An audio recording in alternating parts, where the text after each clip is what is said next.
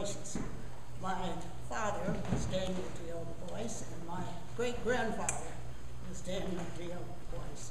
And so first of all, I'm going to talk about my great-grandfather, Daniel Du-Bois. And he was born in 1823.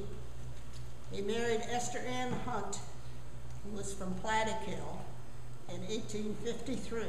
She died in childbirth, and then he married Cornelia Bogardus of New Paltz in 1855. His father, Simon L. Du Bois, gave each of his sons farms when they married, and he believed that we believed it was in 1853 that the farm on River Road was bought from Dr. David Wary. And Dr. Wary had bought the farm in 1843. He was related to the Bates. You know Bates Lane, you hear about Bates Lane. He was related to the Bates, who owned all the land west of the river, including the Crowell farm. Is that true, Stuart? I believe so, Mary. Yeah, well, at least that's what we heard. And the original house, and there's the painting of the house over there. And that house, was an artist that came around to the farm and painted the house and all the barns and all that. And that was in 1890. And at that time, it was just a story and a half. And the kitchen and the dining room was in the basement. And then it was in 1898 that the house was raised, and those little pictures show the house as it is now. It was raised to 2 stories, and the carpenters were Alex Petrie and Ezra Mentz. And they were carpenters here in Walk Hill. And they built it for $1,000. So you couldn't do that today, could you, Stuart? You could get the porch for that. Yeah, a couple windows. In the book that Frida has given out is a speech that Annie Pauline, my grandmother, gave to the Sunday school at the M.E. Church in Galeville when she was 10 years old. And now Frida's going to read that speech to you. It's hard to believe she was only 10 years old. Before I read it, I would like to say that we gave everybody a book in which this diary is. We would like you to have it as a memento this evening, but if you'd also like to make a donation for the purchase of the book, there's a bowl there, you can put a little something in there, or give it to us at a later date. But we'd like you to keep the book anyway. Very large bowl. All right, this is what Annie wrote when she was 9 years old. Dear parents and friends, and this was at a Sunday school do. We are glad to welcome you here tonight. A little more than a year ago, we saw many faces here that we see here tonight, and we hope that the evening may be as pleasing as it was then. We beg you to remember that many of us are quite young, and hope you will overlook them, that we are small, I guess, should there be any blunders.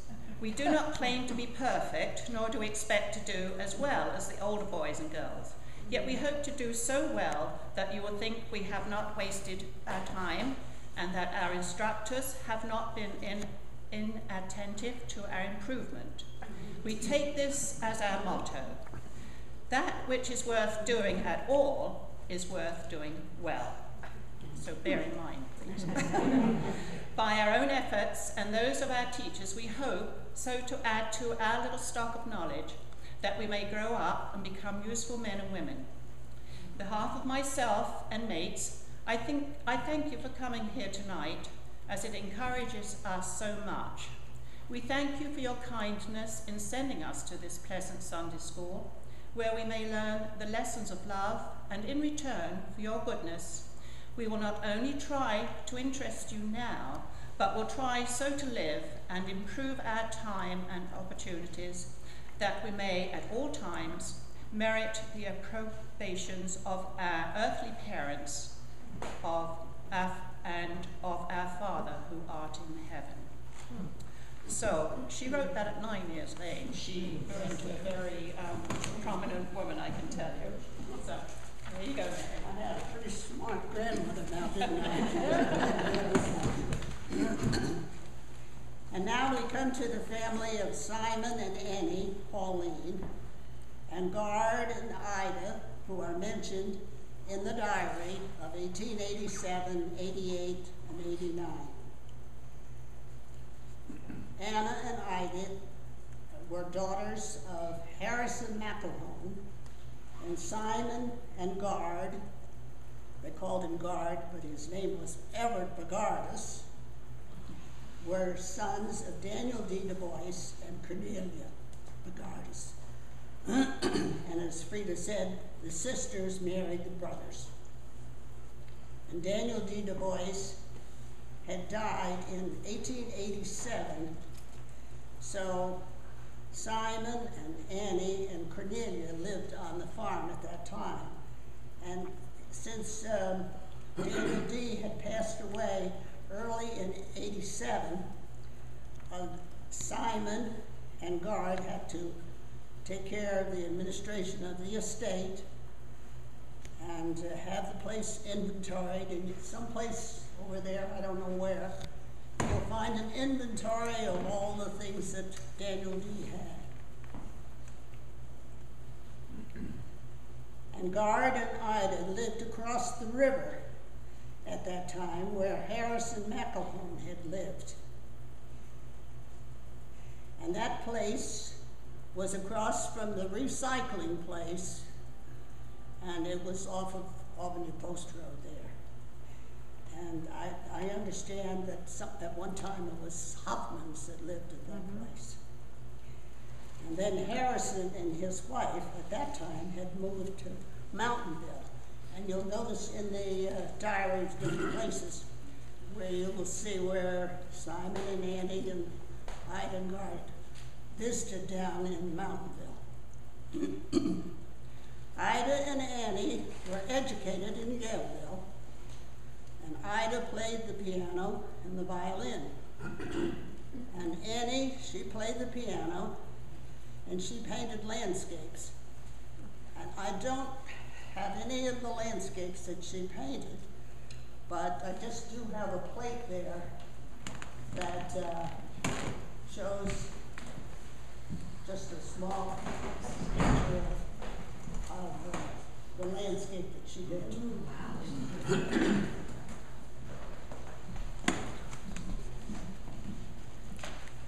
And since Annie played the piano, she taught my dad and my Uncle Herb how to play the piano. And the one thing they played was the Battle Hymn of Republic.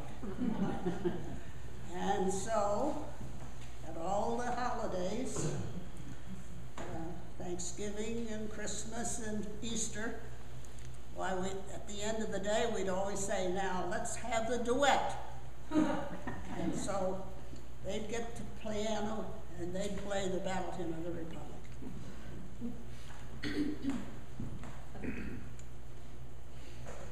They visited back and forth across the river. They had tea together. They were always talking about having tea. That was one thing. And then they would trade in the basin.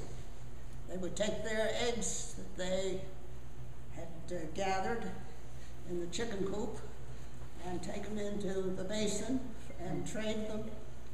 And so that's what they, and at that time, Wallkill was called the basin. Now, Frida's going to say a little bit more. I am?